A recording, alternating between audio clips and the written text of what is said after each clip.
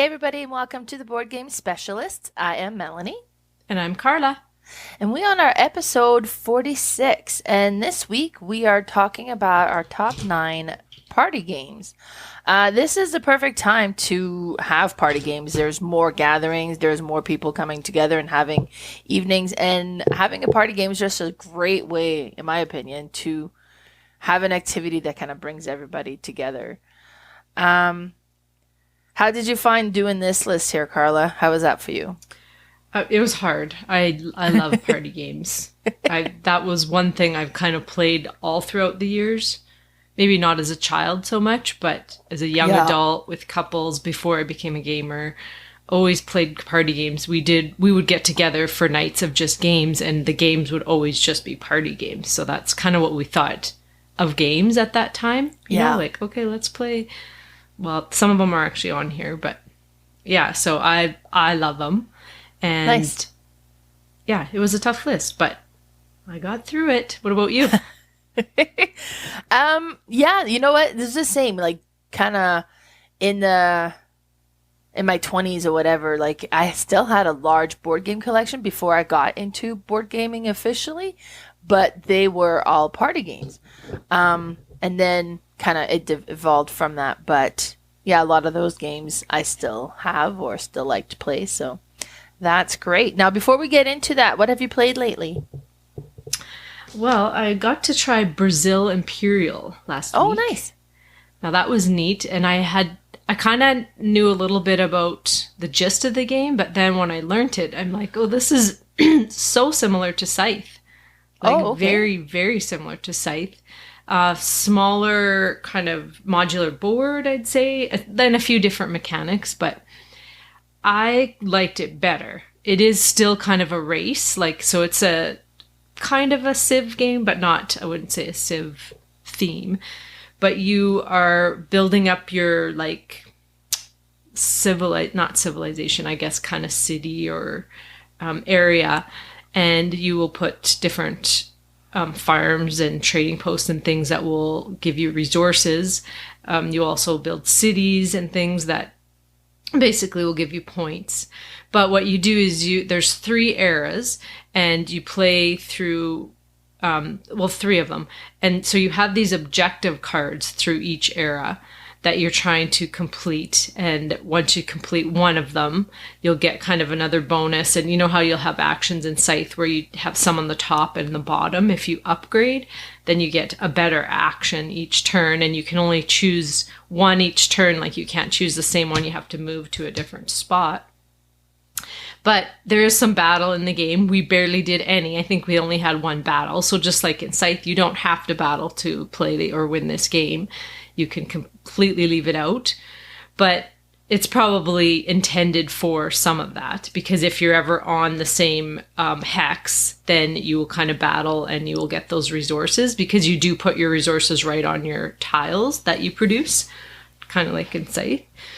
But the card play was a little bit different. It was neat having to do those objectives, and then you can buy these paintings that kind of give you player bonuses.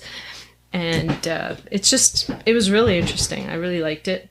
I would think I prefer it to Scythe. It's prettier in my opinion, but of course art is a perspective. I do think Scythe is a beautiful game, just in its own, but I prefer the coloring in this to Brazil. Another one I got was, this is a real-time cooperative little game. It's called Kites. Oh, so have you heard of this one? I've heard of it, but I haven't played it. So I'm going to bring it next weekend. It's good. Fun. So you have all these different sand timers, and they're all different colors, and those are typically your kites that you're trying to keep up in the air. So you want to keep the sand flowing. As soon as one empties, you guys lose. Everyone loses. And so how you do this is you all have a hand of cards, and you'll start the game. You'll flip this white timer, and you'll play a card. And if I have a purple kite and an orange kite on it, I'll flip those 2 timers.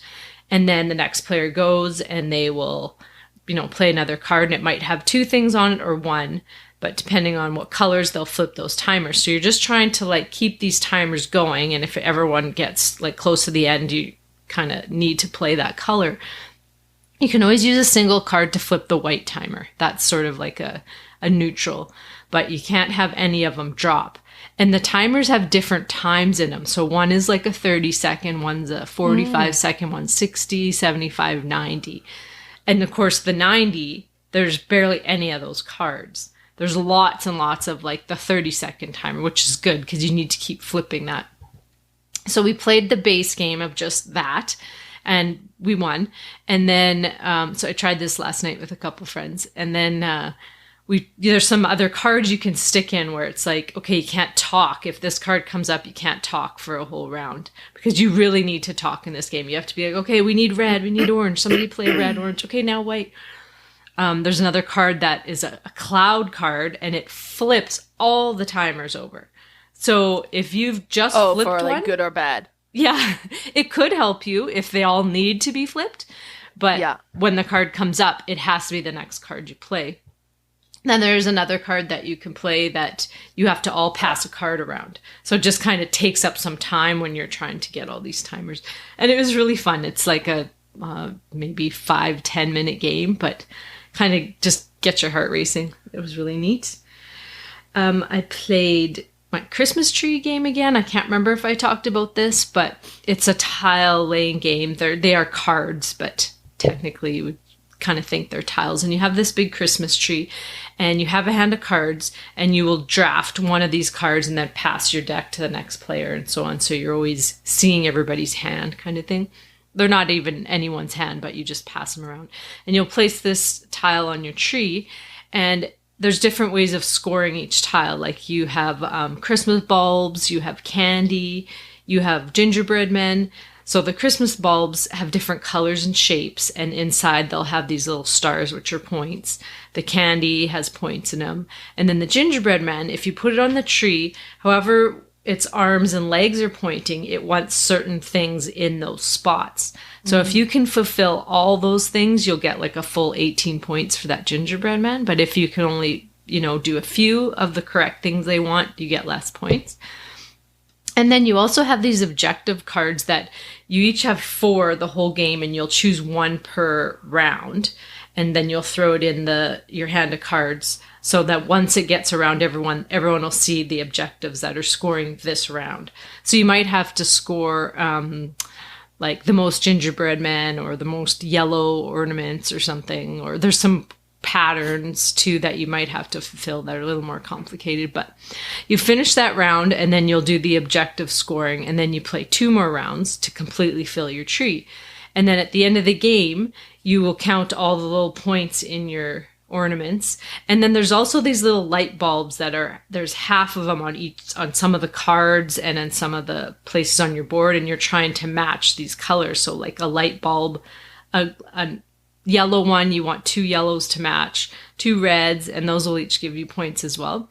So it's just kind of a spatial puzzle, but it's really pretty, and it's neat. Like I don't have very many Christmas themed games. This is the best one that I have. And of course I love tile placing.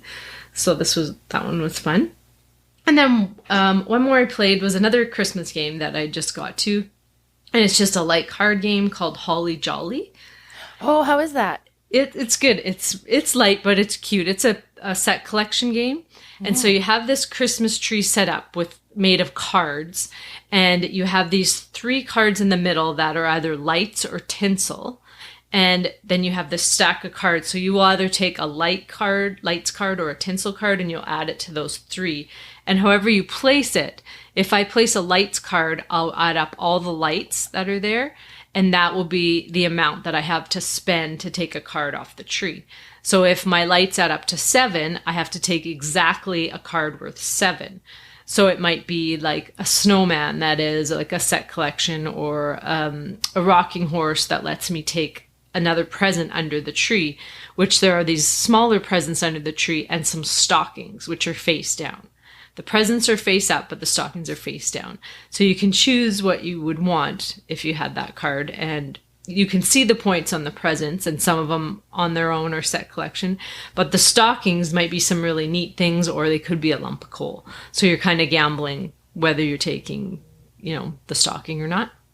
There's also a tree on the top of a star on the top of the tree, and that's worth big points. And you can only ever take one of those, but I think you need an 11 in order to take it. And so it's just a different type of like set collection. Some of them you want to have the most of this. There's like one where you want to collect the caboose and the front of the train together to get big points. And if you don't get both, you have 0. So it's just a really light set collection game. But my friends really liked it. I had said, well, maybe it's a little too late. And they're like, oh, no, we really liked it. Because it's Christmas themed and cute and you can chat over the game and everything. And so yeah, that's what I've been playing. What about you? So Patrick came to my work one day and he asked for Skittles, and I said no, because he always comes and asks for the junk food we have there. And then he's like, well, what about if we play board games? Could I get Skittles? He knows your love language now. I was like, my pick? And he says, less than 2 hours. And I said, okay. So 2 hours and 5 minutes. So we ended up playing Heart of Crown, which is a game that I had bought with him in mind because he's an anime lover, right? Yeah, exactly. Yeah. So it's anime themed. And it's very much plays like a Dominion based game. This is a deck building game, and you have your cards kind of in the market that you have access to. But what's really neat is like the combos you can create. You'll play some cards and it has like either an arrow that points down or an arrow that points sideways. And that means this allows more action. So you can kind of add other cards. If you don't have any arrows that are open and available, then you're kind of used up. You can't. So I love how visually this was such an easy way to kind of figure out, okay, well, what do I have available? Oh, I can still play here and so on. So it was neat. I think we were playing one thing wrong because with the market is if you had duplicates, you stack them, and we didn't. So we would have like 2, maybe 3 sets of cards out because we'd have all these duplicates spread out. And normally you would have always 8 different cards available. And I don't know if we did anything else wrong, but it was neat. Then we played Project L, which is a game that I got recently, and I played it with Lily, and then she brought it to the table again yesterday. Oh, awesome. This is just so satisfying to play because of the bits and the pieces, and you have these plastic kind of Tetris shaped piece and you're taking turn kind of drawing these cardboards that have like a cutout of a shape that you're trying to fill in, and when you fill it in it'll give you points, but then you get all your pieces back plus you get a reward piece, and you're trying to kind of fill in as many of those and get as many points as you can, and it's a really neat one. Then we played Poop the Game, which is a very simple card game, and it was funny. I was like, oh, Lily, let's play this one, and she's like, okay. And each card has like a poop art on it that is really like an emoji type art style, right? So you have like a little poop. I mean, just so funny. Like some you can see the corn is still in there, right? Like it's we don't digest corn. But each poop has a number associated with it, and then what you'll do is you have your toilet cards, and you'll flip up a toilet card, and it has a number, and you have to take turn pooping in this toilet. But the toilet has a certain capacity. Now, if you ever play 3 of the same color, then you flush. So then you're able to take all the poop out of the toilet and put that aside.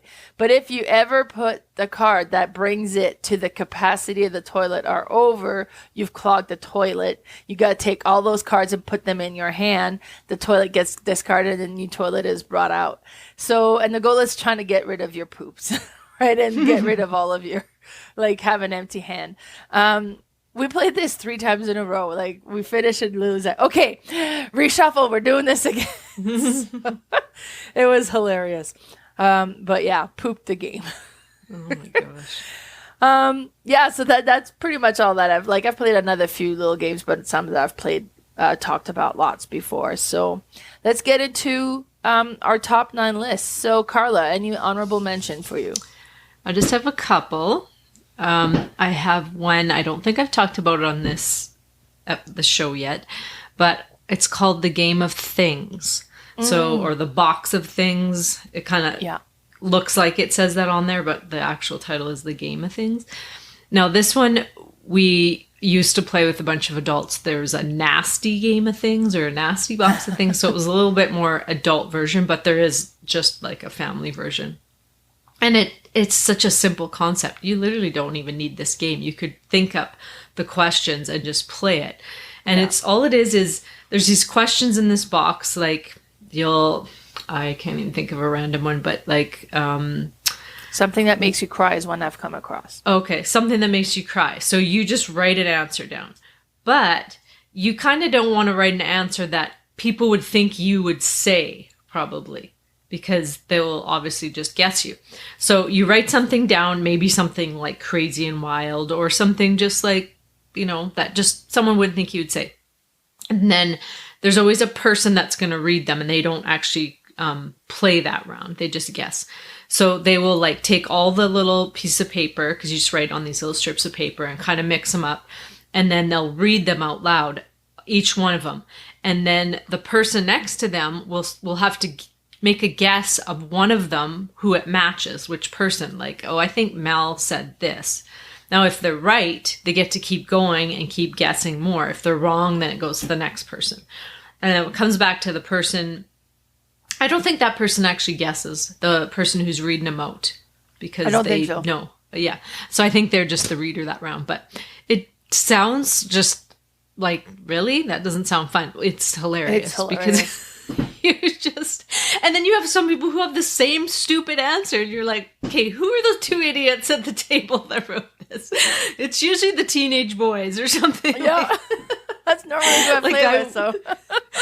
We used to play this with my son and my daughter and her boyfriend and her friend and their boyfriend when they were like, 17-ish, and oh my God, they had the stupidest answers, but they would always have the same stupid answers. Like, it's hilarious. We played it with my dad. Well, actually, he wasn't even playing. He was listening to us play, and he's like, oh, I want to get in on this. So he started playing, and it's just a really fun, all ages could play. It's a really cool game. Another one, which is a really goofy game as well, is called Telestrations. Mm-hmm. Now, I've only actually played Telestrations After Dark, which is the adult version, but there is a family version, which I did purchase recently, just used for like $10, and has like the whole 10 pack of like the pads. I mostly just got it for the pads because they start to get worn. But what you do, and this is another one you could really just make it at home, but you have these, you have a card. Every person has a card, and it's just a word on it. And it can be like something that you have to draw. So you'll draw this word, and then everybody passes their board to the next player, but with just showing that picture. So then the person next to them will see that picture and go, okay. And they'll flip that page and write what they think that was, like the word. So if it's like horse, they will write a horse. Now, then they pass it to the next person, and like they all come back around to you, and that person will see the word horse and then try and draw that. It isn't simple words like that. It'll be something like, Lady Diana or something, and then people think, oh, well, that's a queen, and then it goes on and on. But it's funny how when it comes back to you, it's usually nothing even remotely close to what the first thing was, especially if I'm involved in the drawing process, because I really mess things up. But it's just hilarious because especially the After Dark, there's some pretty provocative words in there, and when they come around, it's like, what the heck are they drawing here? Or you see the word and you're like, I don't know how to draw this, but it's hilarious. And even the family game is fun, like just because you can play with kids, just the pictures, even some people that aren't great artists will still be able to get across their word. Whereas some others, it's like, that doesn't look anything like what it should have looked like. But it's more of an activity, that one. Like there is a point scoring system, but I don't even know if we've ever used the point scoring in that one. But those are my two honorable mentions. What about you? Do you have any? Yeah, you know what? I put Bang the Dice Game as an honorable mention just because I talk about it so often, so I didn't put it on my list. But it is just a fun, larger group game. So I do consider this to be like a party game. I think it'll play up to 8. And with the dice and then kind of who you're targeting and the secret identity.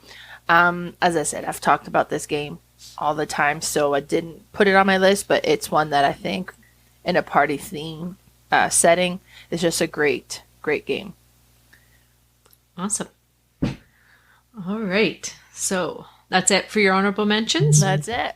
All right. So I have my top 9. Now this one would be, I would say you I don't know if it would be for anyone. I think it would be more for gamers, and I've talked about this a lot, but I consider it a party game, and it's called Long Shot the Dice Game. And this was made in 2022 by Chris Handy. And the reason I say it would be more for gamers is there is a roll and write aspect of it with some I would say mechanisms that we would find very simple, but if you were to just show this game to someone who didn't play games, they would look at the board and go, what is going on here? Just because there's a lot of little things, like there's a little like the bingo game area. Yeah, what's that area called where you... I don't know. I'm just I can't remember the area. But so you have this little grid where you're crossing things off if you match them, and then you want to cross things off as you're bidding on different horses. Like, you don't necessarily have to have a winning horse to win the game, as long as you can bid right. But you're moving these horses along with dice, and you can buy the horses as you go. Once they kind of get to this certain spot, not the winning spot, but it's like an area or a targeted area in between, like a line and then the finish line, you can't bid on those horses anymore. You can play with a large player count, but it's really fun. It's, like I said, I don't know that you would want to play this with just beginner gamers. Maybe, maybe like one of them if they were a beginner, but you wouldn't want to play it with a whole table of beginner gamers. You'd be constantly having to explain things, but it's so fun. And I think it would be, I haven't played it with a big group of gamers yet, and I really would love to, but that's, and one thing is this designer, I was going to ask you, so he also designed the Paco games. Oh, okay. This Chris Handy. Now, yeah. And I've only played one out of them, and it was a word game. Now, is there any party games in that Paco line? Because you've been playing them you've been going through those. Hey? They're what? Up to 4 players I've noticed mostly. I haven't played them all yet, but yeah. But that was interesting. I'm like, I didn't realize and one person designed them all. I thought they were all from different designers, so that's really cool. I've played a few of those Paco games, and then afterwards I went and hunted him down on Facebook and sent a friend request. So we're Facebook friends now. You and Chris? Yeah. Oh, nice. Yeah, that's cool. All right. So yeah, that's my number 9, Long Shot the Dice Game. Wonderful. That was a neat one. I really enjoyed it when I played it. I played it for the first time at Melcon. So my number 9 is Codenames. That one was published in 2015. It's created by Vlada Shvatil, and it's published by CGE. And I'm going to include like all the code names in there. So in this one, just the regular code name, it has the words. Codename Pictures has like these odd drawings instead. And I kind of like that one best, mostly since a lot of times when we play this at a party setting, it's with my family, and English is not a first language. So some of us will sometime take the definition of a word wrong. So which will kind of mess the game up a bit, but we don't do that so much with the pictures, right? So it's a little bit more forgiving that way. Also, I really like how with this one it's really easy. If somebody's like, oh, I gotta go, and they leave, it doesn't stop the game. You just keep going. New people come in, you can just add them to the game.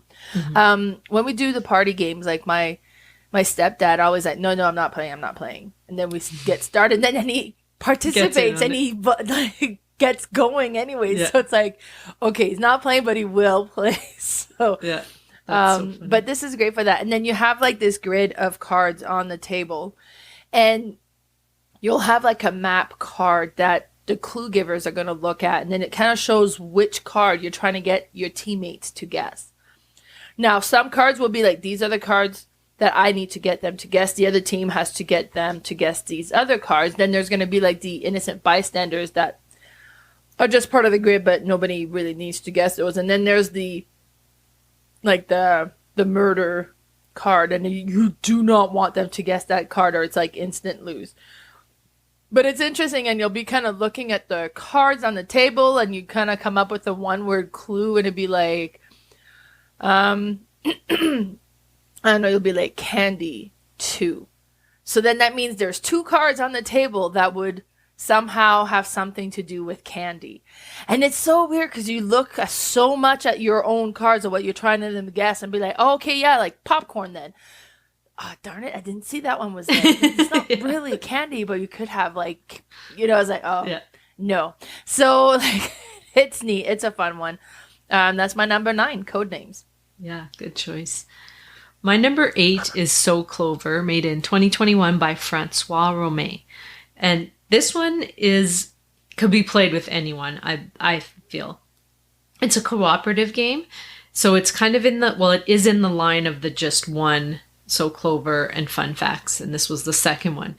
Now this one you have these plastic green clovers, and you have a bunch of these little tiny white cards, and you will just deal out, I think, 4 to each player, and they will place them in each of the clover. Or no, sorry, they go in the middle, but there's 4 words on each of these white cards, and you can rotate them however you want, and then you will see 2 words will match up to one side of the clover. So you're going to come up with a word that connects those words on each of the clovers. So you'll have 4 of them. And then you're going to take those cards off, grab another one, mix them up, and then you're going to put your clover in the middle, and everybody else at the table is going to try and put those cards, the correct cards, where you had them to begin with. So they will look at the 5 cards, and they're only going to use 4, and they will try and place them in the right spot. So they will kind of look at the words and go, okay, well, she wrote garden, and I see there's like plants and then dirt, which would be very obvious. But then there's also sunshine, like maybe that would have been there. So you'll kind of manipulate these cards, but then they'll put sunshine and go, oh, but then the one that matches to the other clover doesn't make sense. So you can kind of figure it out that way. But some people, their minds work differently, and you're like, what? That doesn't make any sense. And all you're just trying to do is guess each other's clover. And the more you the more words you guess, the more points you get, and you're just trying to get perfection, but it doesn't usually come out that way, but it's really fun and interesting. And when I watched this game before I bought it, I was like, I don't know, it seemed interesting, but is it fun? And it is, like, it's really fun just to try and see if you can get people to guess what you had put there. And I remember last year you had posted a bunch, or like some posts on this game right before Christmas. And I'm like, oh, I really want this game for Christmas to play, during Christmas with family. And I couldn't get a copy until after Christmas, I think. But I still made them play it all after Christmas, and it was fun. But that's my number 8, So Clover. Nice. Yeah, no, that is a neat one for sure. My number 8 is Anomia. And that one was published in 2010, so it's an older one, created by Andrews Innes and published by Cosmos. And this one is hilarious. Like, you have these cards, and that you will flip in front of you, and then they'll have like a category and a symbol. So it could be like brands of cereal, and then you'll have like a squiggly line symbol or something.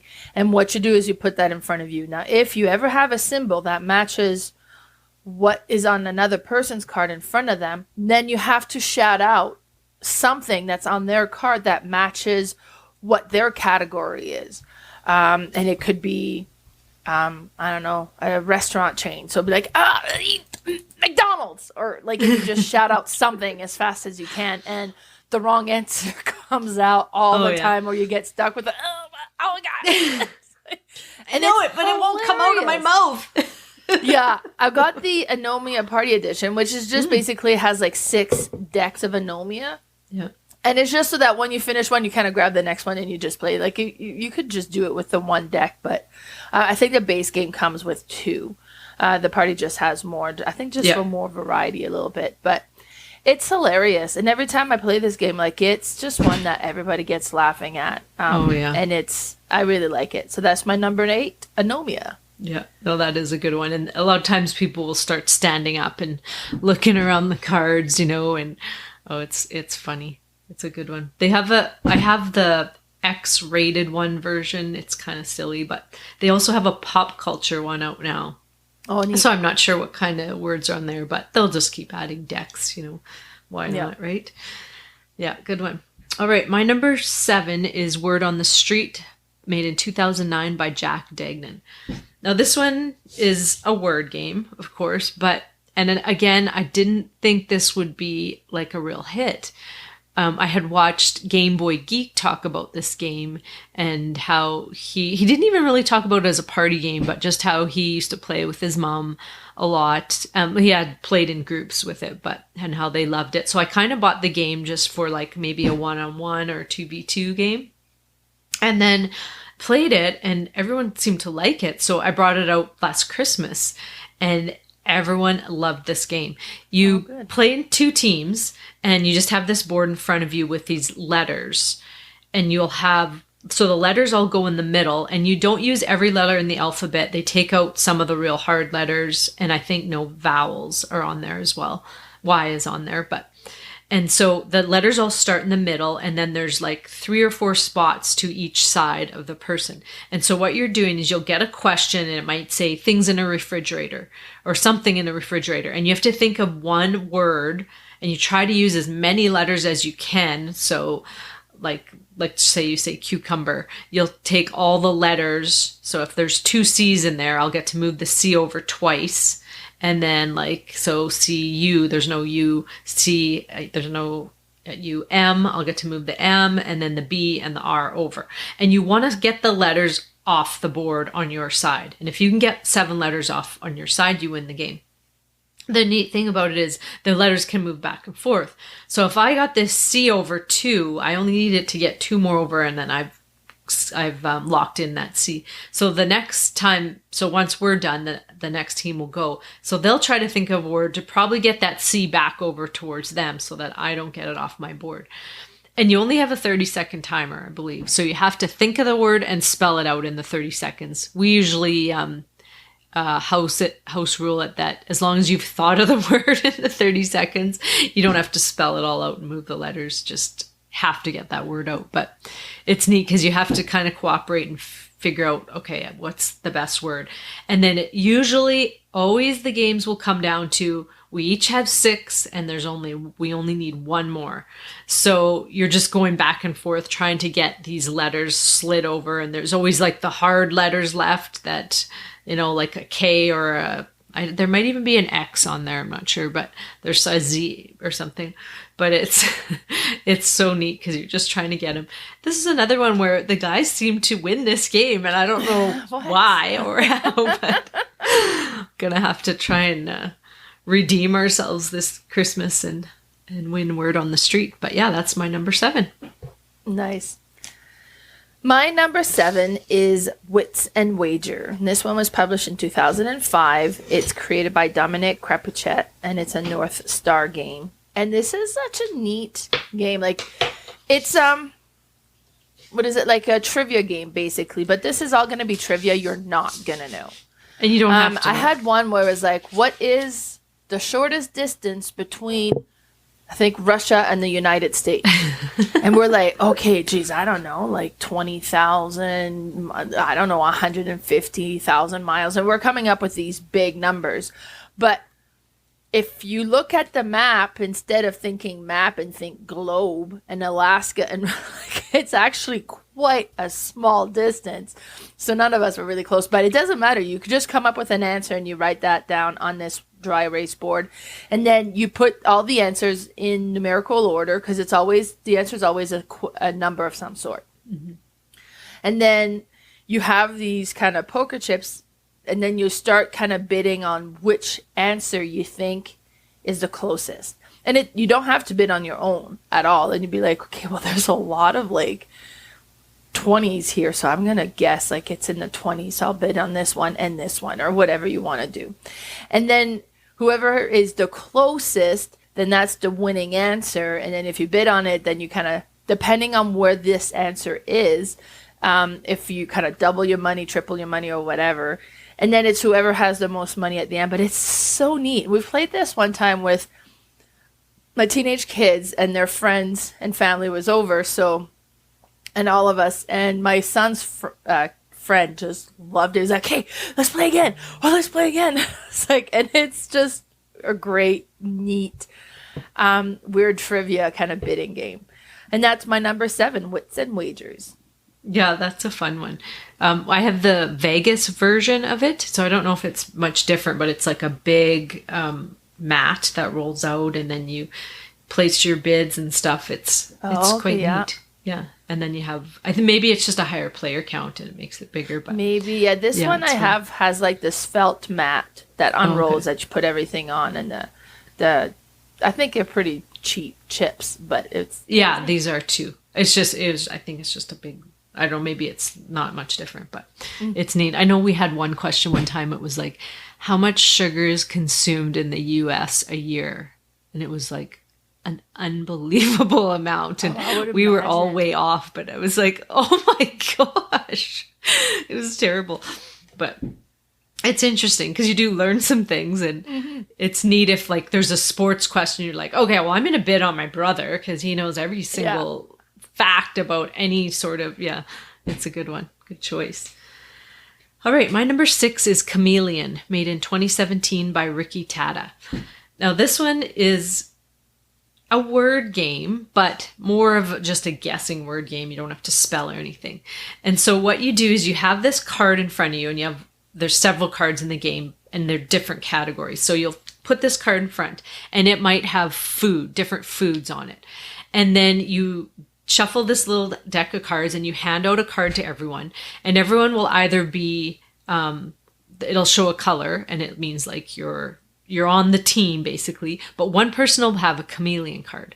And so then we roll the dice, and then we look at like the grid where this matches, and we will pass it around. Like we have this other card that shows where that dice roll will show on the grid of the food cards, but the chameleon won't have that card. Oh, that's the thing, that blue card that you have, I feel like it's blue, it'll show the grid, but the chameleon will not have the grid, so they don't know which word it is. So everyone else will know exactly what word is on that we're trying to talk about.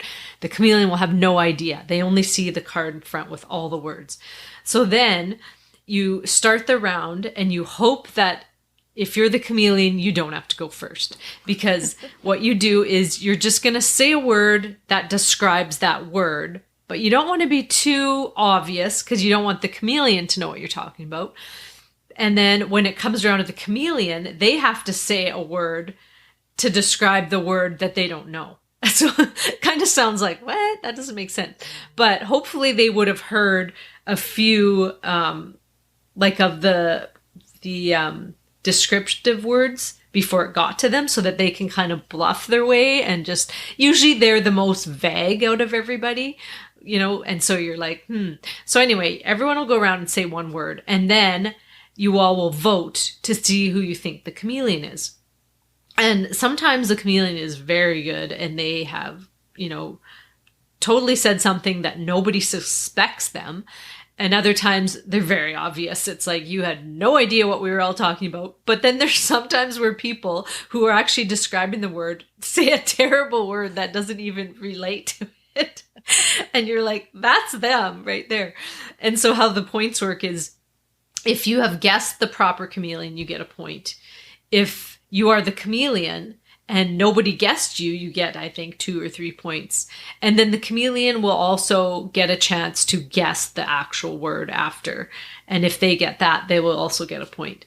And it's just a real, neat party game again. We do actually keep points in this. Some people just play this game as an activity just to see how it goes. But it's really fun, and the banter around the table, okay, well, those two both are idiots. There's no way one of them is definitely the chameleon. I don't know, but it's really fun. And yeah, it's my number 6, Chameleon. Yeah, that's a good one. Yeah, the Sacred Rite that I played recently plays similar to that one. And I had guessed one time, well, the word was fish, and I knew the word was fish, and my category was the color, and I put green. And everybody was guessing against me, saying, "Oh, that's not her. She doesn't know what it's like." I was sorry.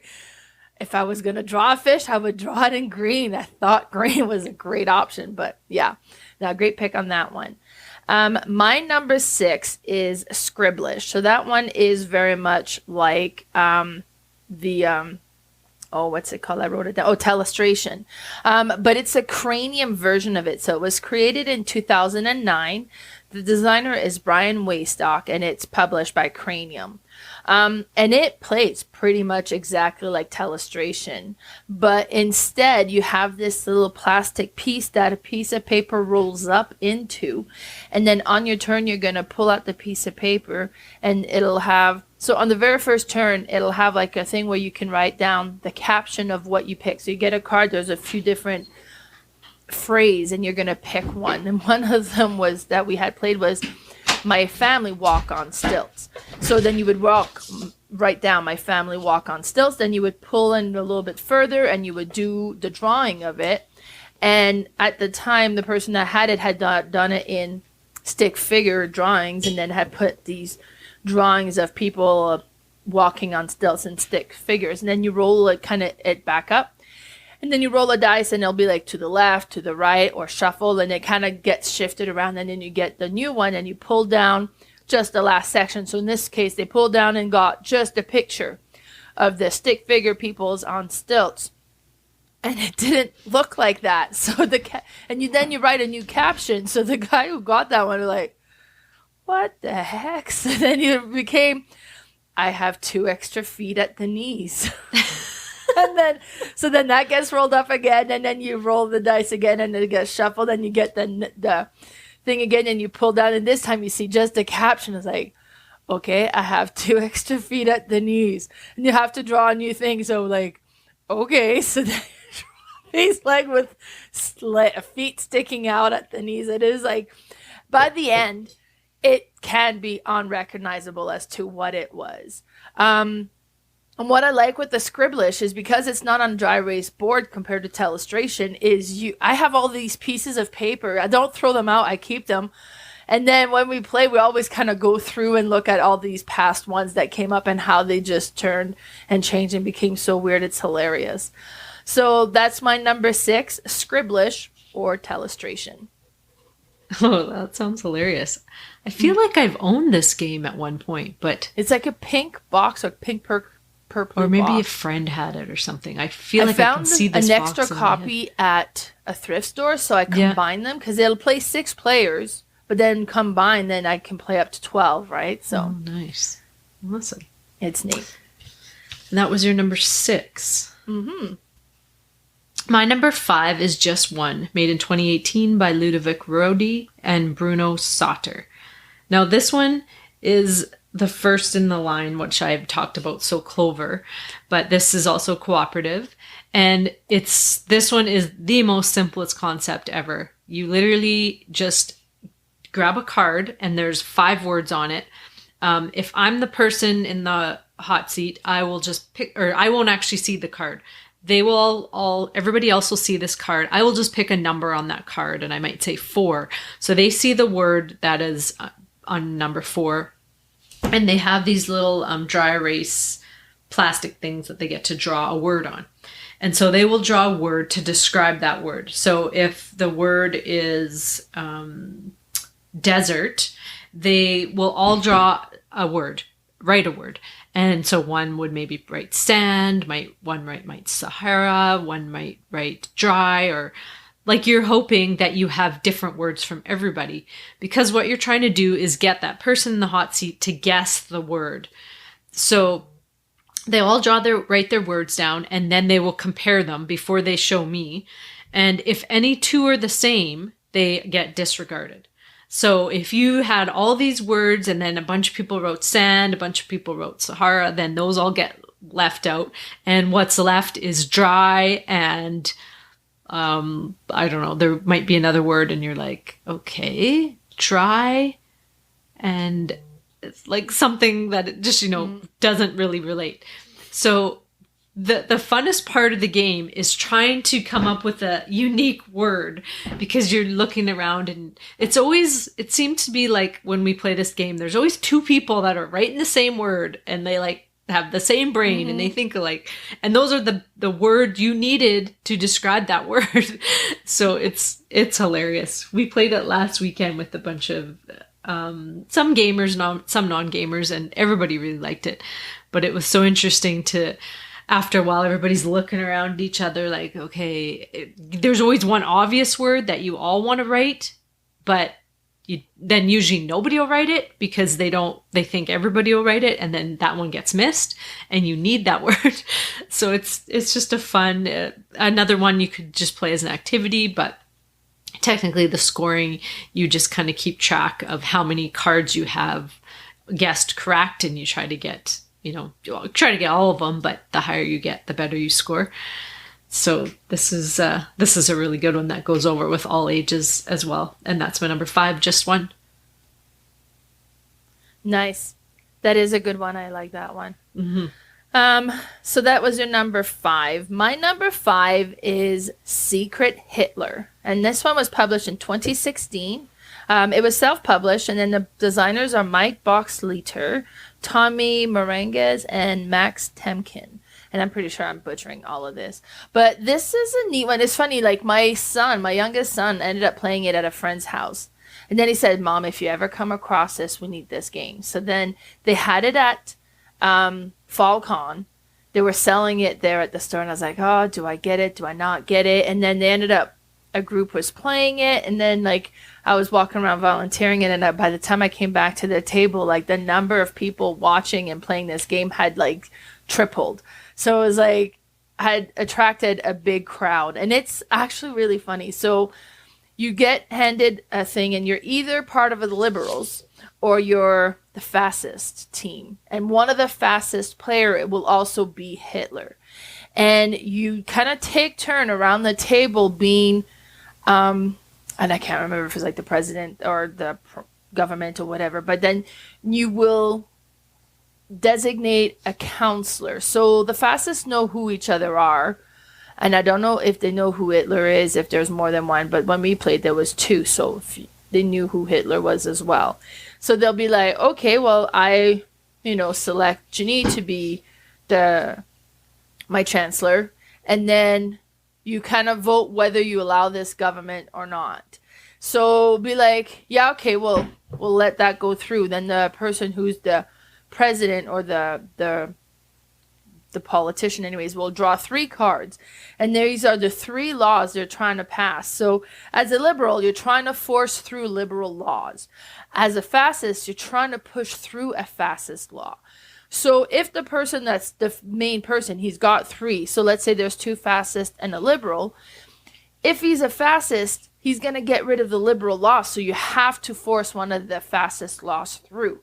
If you're the fascist or the liberal, then you would get rid of one and trying to keep the liberal law and then pass it on to the chancellor, and then the chancellor would look at it. Now, if they force through a fascist law, you now know this isn't a liberal, because they had the option to pass the liberal. Now, everybody else at the table has no idea what was on the card, so it's like, okay. And let's say there was no liberal laws, and the only thing passed down was fascist laws, and be like, are they shady, or is that all that was there? And they can say it's like, there was no liberals, and then be like, okay, are they lying? Or is this for real? And you're trying to get so many laws passed for the liberals to win. And for the fascists to win, you're trying to get so many fascist laws passed and then have Hitler as a chancellor. And then if that combination works, then they win. And when we played, that's what had happened. My sister was Hitler, she was a chancellor, and then they ended up winning. And it's just a really fun, hilarious game. And it was neat. I really enjoyed that one. So that's my number 5, Secret Hitler. I have tried that once, that game, and then actually last weekend played Avalon, which is kind of a similar type of thing. And the only thing is that one person, like, because if you are, and I don't know if this is in Secret Hitler because I don't remember, if you are like on the good side, you have to do certain things, like you have to vote certain ways. Well, one guy kept not voting the proper way. So it was like, Oh, okay. kind of. So I think it kind of wrecked the whole game. So you Yeah. have to really know how to play the game in order for it to work properly, I feel. But it was interesting. That's for sure. All right, that was your number 5. My number 4 is a group of games because they're all kind of the same, but they all have different names. And that's Taboo, Trapwords, and Bandwords. Oh, yeah. They're all basically the same. Some have like just slightly different mechanisms, but Taboo was the one that I always played with couples and or family at Christmas, and it was one of my favorites always back then. And then you introduced me to Trapwords, and so the difference is with Taboo, you have a card in front of you that has a word that you need to describe to your team, but underneath it are a bunch of words you can't say. And so then there's this annoying little buzzer that somebody has, and they put it to your ear, and they're watching you describe this word. And as soon as you say one of those words that is taboo and not supposed to say, they buzz that thing in your ear, and you have to, like, you lose that card and you grab another one. Of course, you're timed. It's real time, right? So you have, I don't know if it's a minute or whatnot, but then you'll grab a different card, try and describe that. And sometimes you'll get through, 5 or 6 cards, or maybe even, 10 if you're really quick. And sometimes you literally can't even get through the first card. And it's just a fun game. But the Trapwords, what that one adds is it's got a little theme to it where it's like you're kind of in a dungeon, I think, and you're going through the dungeon. And as soon as you complete one of the words, you're not timed, I believe. Are you timed in this one? In Trapwords? I don't know. I don't recall a timer, no. Yeah. But you describe, it's just one word you're trying to describe, but once you do it, then you move up a level kind of thing because you want to get to the end of it. But once you move up, it gets harder. So if I describe my word successfully, then I move up. But the next time, and the difference here is there's no card that has taboo words on it. The other team will list a word that you can't say. And then as you move up, they'll list more words. So if you're like 4 ahead of everybody, then the other team might get to pick 4 taboo words or trap words that you can't say, whereas the other team might be on just 1 and they only have 1 that they can't say. And then there's also these little like monster cards that come in, and it might be like you can only use nouns or you can't use nouns or something, which makes it a lot harder. So I feel like that one's more of a party game for gamers, whereas Taboo's more for the mass that everybody can play. Now, there is also banned words, and I'm not sure if it has any little bit different rules. I've just kind of heard about it a bit, but it seems like it's described the same way as Taboo, so I think it might just be a different version of the game. But it's so fun, and I love the racing and trying to get people to guess words. Sometimes I know me and my sister-in-law would just race and get like 10 cards, and they're like, what is going on? You two have the same brain. But then other times, like, you just can't get through the first card. But it's so fun. And that's my number 4. Taboo, Trapwords, Bandwords. Yeah, those are great ones. I like them. My number 4 is Word Slam. This one was published in 2016. It's created by Inca and Marcus Brand, and it's published by Cosmos. Now, the first time I played this one was with you, Carla, and we played girls against boys. We got slaughtered. We did. And it's neat. So it's a 2-team game. So you can have any number of players that you want, and you take turns being the clue giver, and then the clue giver on both sides is going to look at a card. There's a list of words on there, and they'll pick one. And that's the word that you're trying to get the other players to guess. And you have this little card holder on your side, and all these cards that have different words, adjectives, and different things like that. So then you're kind of, okay, go. And then you go through all these cards trying to find words that would potentially give clues towards what the word is that you're trying to guess. So when we did it one time, somebody had put not man and then green, and we're like, oh, it's a woman. But it wasn't a woman, it was an alien. They were trying to get us to guess alien, and we're like caught on it's a woman that's green. It was hilarious. But you can move these cards around and kind of do different groupings and take it down. It's like, no, never mind. Your guys are on the wrong track, and pull it down and put different cards up. And you're trying to do this as fast as you can, because on the other side, they're doing the same thing. Now, you can't see what cards they're putting on the other side. You can see what they're guessing, and then be like, oh my God, what are they saying? And then, like, it's happened. I've played one time, and it was like a rock band of some sort. I think it was like AC/DC. And my friend was putting things on. I said, I don't know, like Metallica. And then the other side guessed AC/DC, and they still had 0 cards on their side. And they ended up winning. But it's neat. This is one that I really enjoy. After playing it, I found it in Didsbury, of all places. So I bought that one in the family edition. Now, both Word Slam and Word Slam Family Edition, same game. You don't need both. So... but it was great. So that's my number 4, Word Slam. Yeah, that was so fun. I remember I was trying to come up with the female Hulk version. I'm like, I couldn't come up with She-Hulk. And I'm like, oh, what is she called? The Hulk, the Green Hulk, the girl Hulk. Yeah, I was on the Guardians of the Galaxy, that girl. So. Oh, awesome. Yeah. All right, well, my number 3 is a crossover, and that's Codenames, made in 2015 by Vlada Chvátil. And I love this game. This is another one you can play with all ages, and people can come and go. You could just have this game go on all night and just play round after round after round. It's so fun. The first few times I played, like you said, you look at the words, you're like, okay, I can describe these words. Well, first, you literally look at the grid of the words that you describe and you can see no connections.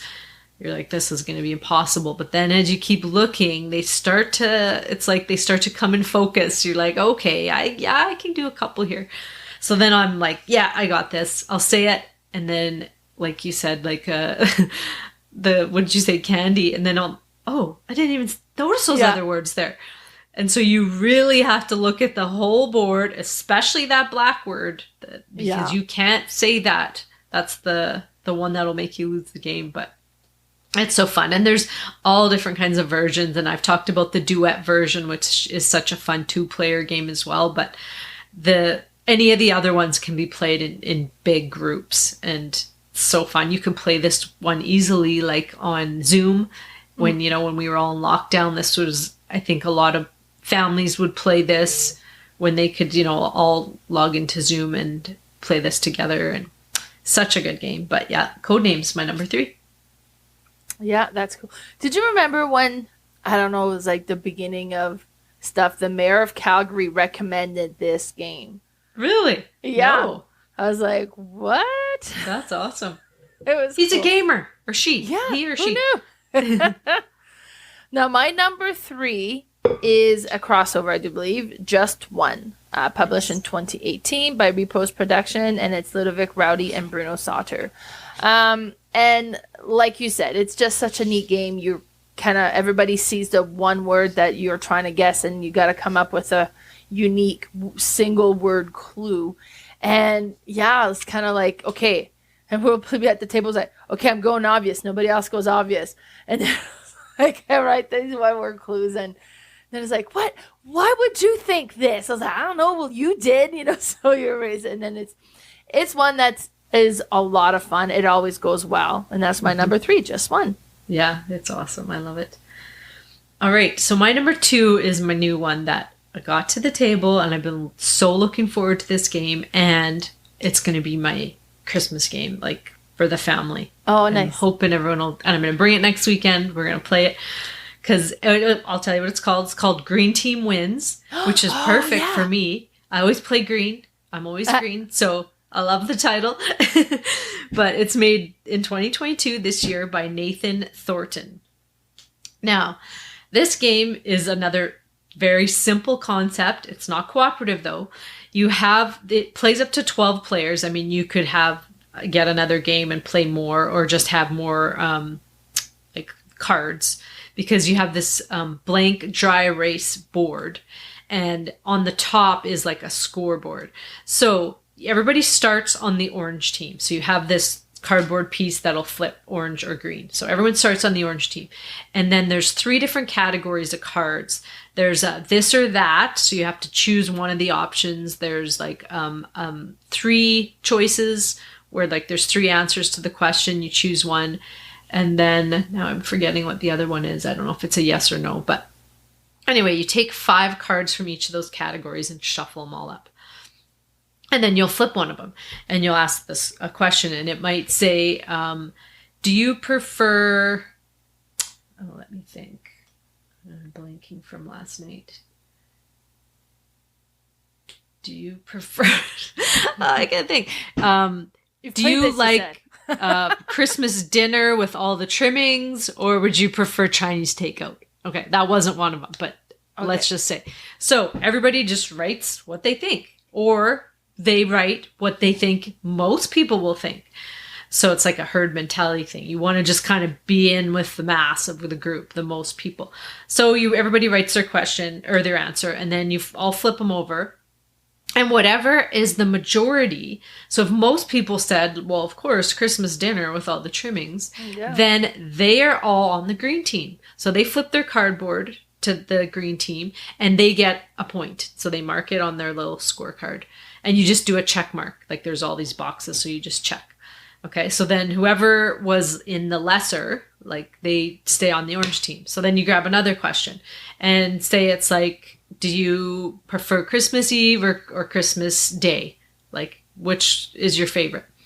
And then you just write down what it is. And then you all flip them. And again, if the majority picks one day or picks one answer, chooses one answer, those people, if they were on the green team, they stay on the green team and they get 2 points. And if you had been on the orange team, you flip your card and you're green and you will get 1 point. Now, if you were green and you didn't get the majority, you go back to the orange team. And that's all it is. That's how you play the whole 15 cards. And then, all you're doing is just trying to get into the majority. Now, we played it with 3 players last night, and I thought, oh, it's probably not going to be that fun. But it was still really fun because that one, really nice. Yeah, you just had to match one other person, right? You're just like, okay, I know you and what you were going to, I'm going to say this. And so it was still really fun with just 3. You can't play it with 2, but 3 to 12 players. Such a fun game. And so when I got the game, ordered it from Boardgame Bliss, I had a bunch of little games that came. They sent me a whole bunch of free promos. I don't know. Nice. They've never done that before, but I got a promo gamer pack for this one. So it's all gamer questions. Like it'll say like, do you play yellow, red, blue? They didn't have green in that question. Do you prefer upgraded, like different? So we're going to play that whole little pack next weekend. It'll be fun, but there's some really interesting questions in there. And it's neat because as you go, you just try to be like, okay, I know what you've been answering, so I'm kind of thinking you're going to do this.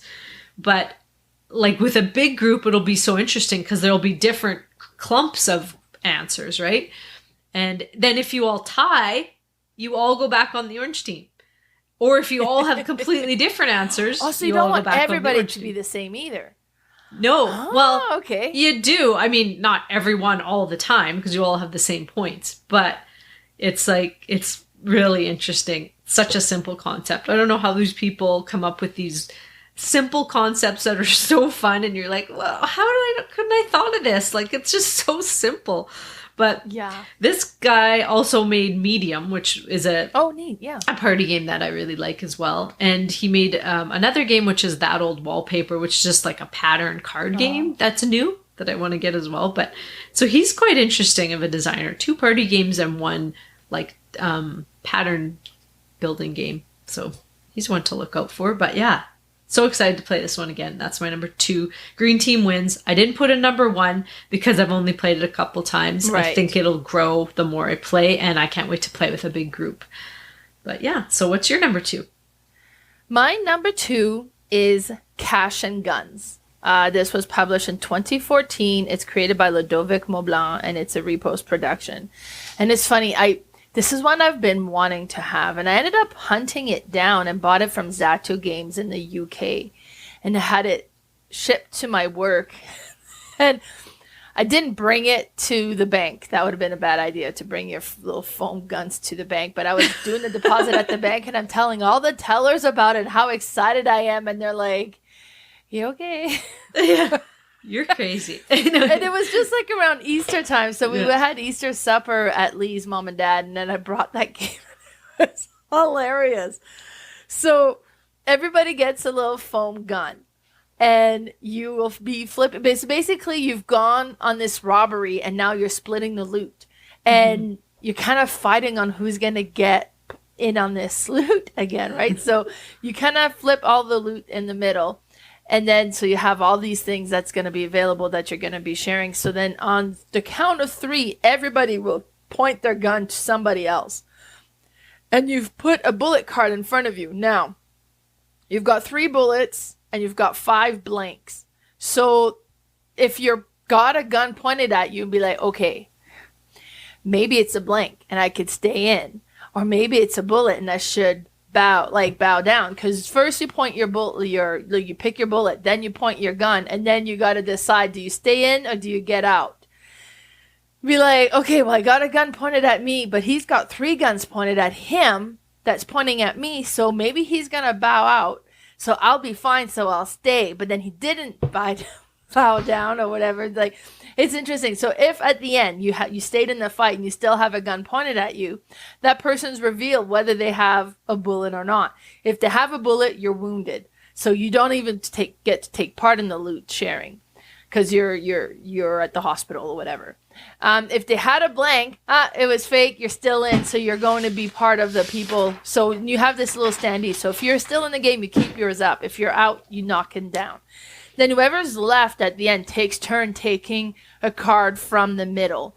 Now, one of them is to be the mafia boss, and that's an option that you can get. Now, the benefit of the mafia boss, if you have like a gun pointed at you, you could be like, I want you to point that gun to someone else. So you can send one gun away from you.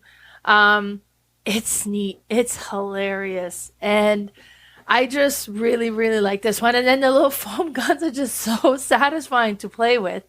This is one that I really enjoyed. So that's my number 2, Cash and Guns. Yeah, that's a really big or good group party game where you just kind of are chilling, sitting around, pointing guns at each other. That's awesome. All right. So number 1s. I've talked about my number 1 several times, but once again, my number 1 is Monikers / Time's Up Title Recall. I have Time's Up Title Recall. A friend of mine has Monikers. They're basically the same game. It's just more decks of cards and different words. And all you're doing in this one is you split up into 2 teams. It is able to be played with 3. We've done it. But with multiple players, you have 2 teams and you have a little 40 cards. I think you pull out. You could do 20 and make it a shorter game, but you have a timer. I don't know if it's 30 seconds or a minute, and you flip a card and you just try and describe this sentence, movie, whatever it is, to your team. You can say anything you want except what's on the card. When your time's up, however many you got, you get to keep in your stack, and then you pass it to the next team and they do it. And once you've completed that whole deck, that's the first round, you add up your cards and those are the points you got, and then you move into the second round. The second round, shuffle all those same cards back up. You start again, one team, start the timer, you'll flip the card. This time you can only use 1 word to describe that whole sentence, movie, whatever it is. And same thing, you go through it back and forth. It takes a little bit longer now with just 1 word, but then you add up your score, shuffle the cards back up, and then you go into the final 3rd round. And this one is acting them out. So you set the timer again, you flip the card, and then you're just acting out. You can't say anything, what the cards are. I always loved charades, even as a kid. Like, if I would make my parents and everyone play it, and just, I don't know what it is about that, but it's always been fun to me. So adding the word description and charades into a game just makes it perfecto for me. And it's so fun and hilarious. And usually, like, you will go through these decks and the 1 word will be the same word that you use every time, and still nobody will get it, but you'll still use that same word, which it's like, Use a different word. Nobody got it. Or when you're acting it out, you're just like, some people come up with the strangest ways to like mime something. But it's hilarious, and we always have a blast. Played it with gamers, with family. Everyone loves this, and I love it too. That's my number one. Monikers, or Time's Up Total Recall. Nice. Title Recall. Oh, one thing I want to mention is the designer. Now, I don't know if it was the Monikers designer or the Time's Up, but one of them also made the game Wavelength, which is a party game, yes. which I have never played. Have you played, Mel? Oh, I have it. You have it? Yeah. Oh, yeah. No, I'd love to play that sometime. Next week, because it's heard it's good. But yeah, that's cool. All right. So what's your number one? My number one is Phantom Inc. I just got that one. I like it. It's published in 2022 by Mindoc, and it's Mary Hannigan and Max Seidman that created it. And you'll have two teams. And then you have the ghost on each team that's going to be the clue givers. And then they're going to look at a list of words and pick one. So kind of similar in theme or mechanism as other ones. And then what's going to happen is the team is going to be handing out their ghost 2 cards that have questions on it. And you're going to pick one of the 2 questions to enter. The other one gets returned. Now, only your team will see this. So the other team will kind of see what part of the answer is, but they have no idea what the question is. So the question going to be, what's the color associated with this? Okay, so maybe the color is white. So then you would put an answer, like you would start your answer and it's okay, so you start one letter at a time. It's like W. Now we would get right into it, so we'd do like our letters, because you call out the letter as well. We'd do it in like ghostly sounds, like W. And now, what other color would start with W other than white? I can't think of anything else. So probably the team then would be like, okay, that's good, stop there. Yeah. So now the other team's like, what the heck? So their clue is like, there's a word there, and the only word, like, there's only W there, and they have no idea that it's actually a color. So it's like, well, that's not helpful at all. You know, so then they go and they take turn being on the team. The team plays, and then they hand out their question, and we come up with the answers. And then there'll be some point that there'll be a symbol of an I symbol next to your turn. So then that team can select one word, says, okay, this word, give me another letter. So then they could come to the W's, like, I want another letter for this one. Okay, H. Okay. It's like, you know, so you could, and then at any time, if you think, your team thinks they've guessed what the answer is, it could be like, okay, we're going to guess. And they don't call out the word. So instead of having a guessing or like a clue round, they're going to do a guessing round. So they'll write on that piece of paper, one letter at a time, the answer that they think it is. So it'll be like, okay, well, I think it's, let's say it was like flower. So they'll put F. So then maybe it wasn't flower, maybe it was snowman or whatever, right? So then it's like, oh, no. So then, oh, okay, so we're wrong. But then they stop there. So the minute they get a letter wrong, they stop there and they'd be like, well, what were you guessing? Right? Like, so it's a really neat and interesting game. I really like it. So that's my number one, Phantom Inc.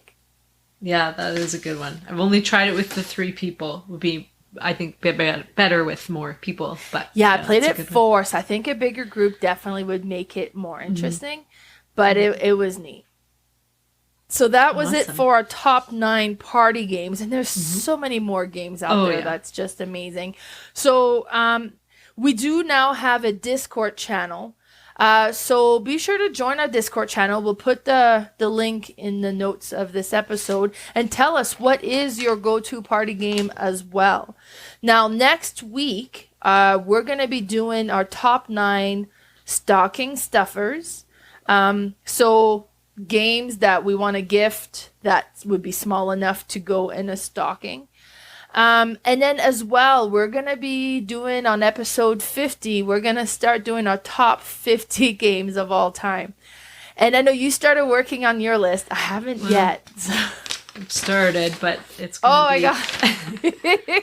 Yeah, so then we're going to be putting our top 50 games of all time. So be sure to tune in for that episode. So episode 50, because it's coming up. We're on 46 now already. We've been doing this for 46 weeks now. That's crazy. Now, before we end all this, Carla, if anybody wants to find you, where can they find you? I'm on Instagram at Boardgame Specialist, all one word. And on Facebook, I have a page called Red Deer Board Game Fanatics. What about you? So on Instagram, I'm Mel's_boardgame_room. My Facebook page is Mel's Board Game Room. And my YouTube channel is Mel's Board Game Room. So thanks so much for tuning in, everybody. Bye. Thanks for listening.